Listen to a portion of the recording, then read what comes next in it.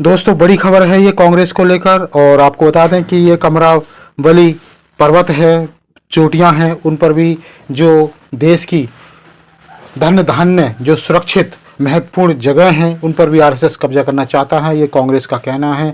जो देश की धरोहर हैं, पर्वत हैं, झरने हैं और तमाम जो चीज़ें हैं उन पर आरएसएस कब्जा करना चाहता है। आपको बता दें कि ये जो पोस्ट की गई है, ये पोस्ट की गई है अशोक गहलोत के द्वारा।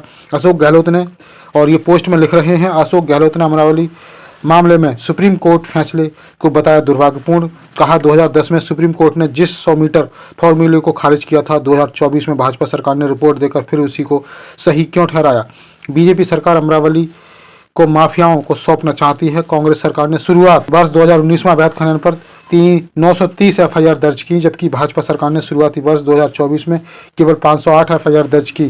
कांग्रेस सरकार ने 5 साल में अवैध खनन पर सख्ती कर 464 करोड़ का जुर्माना वसूला, जबकि भाजपा 2013 से 18 केवल 200 करोड़ तक ही सीमित रह गई थी। तो दोस्तों ये जो की गई है पोस्ट, ये दिनेश डोंगी के द्वारा की गई है और इसमें गहलोत जी साफ कुछ जानकारी देते हुए नजर आ रहे हैं। तो आइए सुनते हैं वीडियो का आखिर इसमें क्या जानकारी दी गई है। धन्यवाद। अरावली को लेकर जो फैसला आया सुप्रीम कोर्ट का वो दुर्भाग्यपूर्ण है,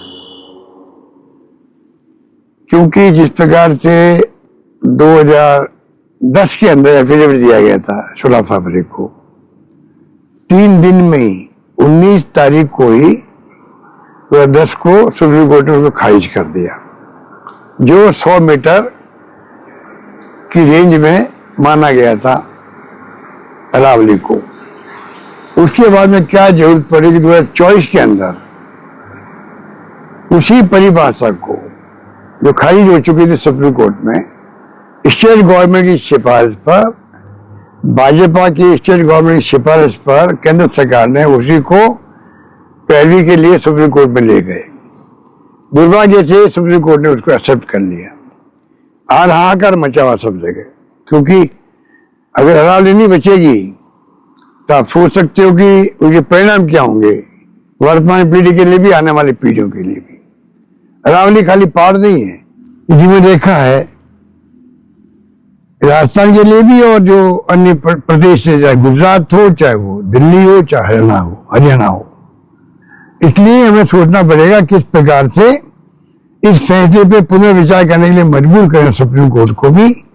उसके लिए भारत सरकार आगे आना चाहिए। दुर्भाग्य से एक तरफ तो हमारे खुद के मंत्री हैं राजस्थान के, यादव साहब, यही पैदा हो गए और यहीं पे मंत्री हैं, चुनाव जीत के गए हैं, उन्हीं के बाद मंत्रालय हैं।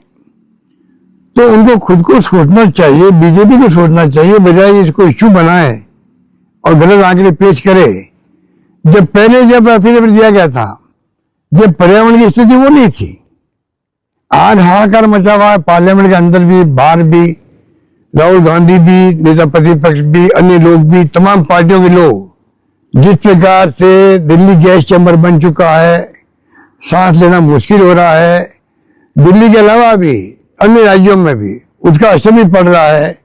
अगर ये पहाड़ियां समाप्त हो गई, पता नहीं इस देश में क्या होगा, उत्तर भारत में क्या होगा, कल्पना की बाहर की बातें हैं। ये तो आपको एक्सपर्ट भी राय दे सकते हैं।